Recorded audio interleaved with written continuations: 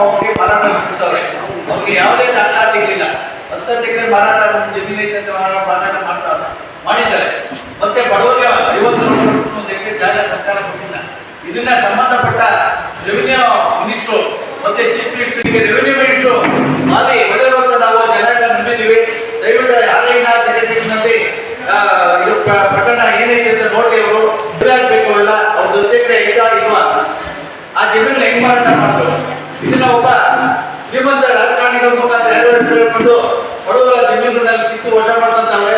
ದಯವಿಟ್ಟು ಸ್ಟಾಪ್ ಆಗ್ಬೇಕು. ಅದು ಅರಣ್ಯ ಸೇರಿದ ಒಂದು ಜಾಗ ನಾವು ಅರ್ಜಿ ತೋರಿಸಿದ್ವಿ. ಮತ್ತೆ ಈಗೇರಿಗೆಲ್ಲ ಅರ್ಜಿ ಕೊಟ್ಟಿದ್ವಿ. ಆ ರೆವಿನ್ಯೂ ಅಧಿಕಾರಿಗಳು ಮಿನಿಸ್ಟರ್ ಎಲ್ಲ ಕಳಿಸಬೇಕು ಅಂತ ದಕ್ಷ ಅಧಿಕಾರಿ ದಯವಿಟ್ಟು ಇದು ಯಾಕೆ ಸಂಬಂಧಪಟ್ಟ ಡಿಸಿಗೂ ಕ್ರಮ ತಗೊಳ್ಳಲ್ಲ, ಶಾಸಕರು ಕ್ರಮ ತಗೊಳ್ಳಲ್ಲ, ಎಸಿಗೂ ಕ್ರಮ ತಗೊಳ್ಳಲ್ಲ. ಅಲ್ಲಿರುವಂತ ಆರ್ಐಗಳು ಸೆಕ್ರೆಟರಿ ಇವರೇ ಕಳೆದಾಗ್ತದೆ ಜಾಗದಲ್ಲಿ. ದಯವಿಟ್ಟು ಅವ್ರನ್ನ ಸಂಪರ್ಕ ಮಾಡಬೇಕು ಅಂತ ಸರ್ವೆ ನಂಬರ್ 35-36ರಲ್ಲಿ ಅಕ್ರಮವಾಗಿ ಮಾರಾಟ ನಡೆದಿದೆ. ಇದು ದಾಖಲಾತಿಗಳು ನಿಮಗೆ ಕೊಟ್ಟಿದ್ದೀವಿ ಅಲ್ಲ.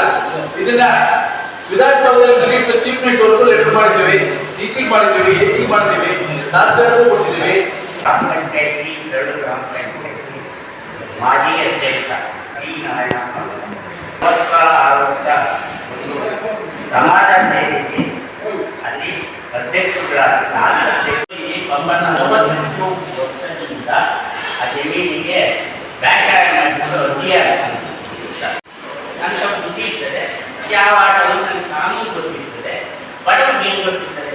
ಏನೋ ನಮ್ಮ ಗೌರ್ಮೆಂಟ್ ಸರ್ಕಾರಗಳು ನಮ್ಮ ಜಮೀನು ಕೊಡ್ತಾರೆ. ಅದು 30 ಗೋಮಾಳ ಅಂತ ಇತ್ತು ಫಸ್ಟ್ 500 ಎಕರೆ 35 ಮತ್ತು 36 ನಮ್ಗೆ ಕೊಡ್ತಾರೆ ಅಂತ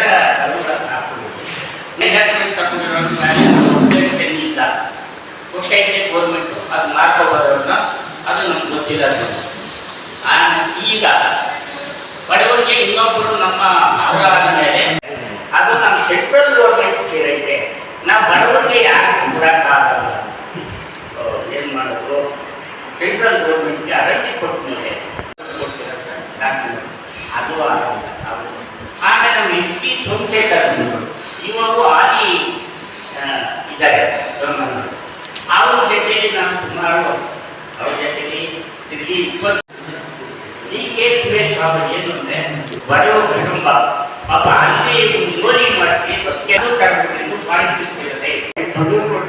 ಏನು ಪ್ರಯತ್ನ 38 ವರ್ಷ 5 ವರ್ಷ ಇವತ್ತು ಹೇಳ್ಬೇಕಾಗಿಲ್ಲಿ ನೀವು ಅವ್ರಿಗೆ ಸಲಹೆ ದಯವಿಟ್ಟು ನೀವು ಈ ಥರ ಗ್ರಾಮದವರು ಅವರಿಗೆ ಅನಾನುಕೂಲ ಓಡಾಡಿದ್ರೆ ಬಡವರು ಇವತ್ತು ಇದ್ದವರು ಇರೋರಿಗೆ ಬಯಲು ಕಂದಾಯ ಮಂತ್ರಿ ಅವರು ಹೇಳ್ಕೊಳ್ತಾಯಿದ್ದೀನಿ.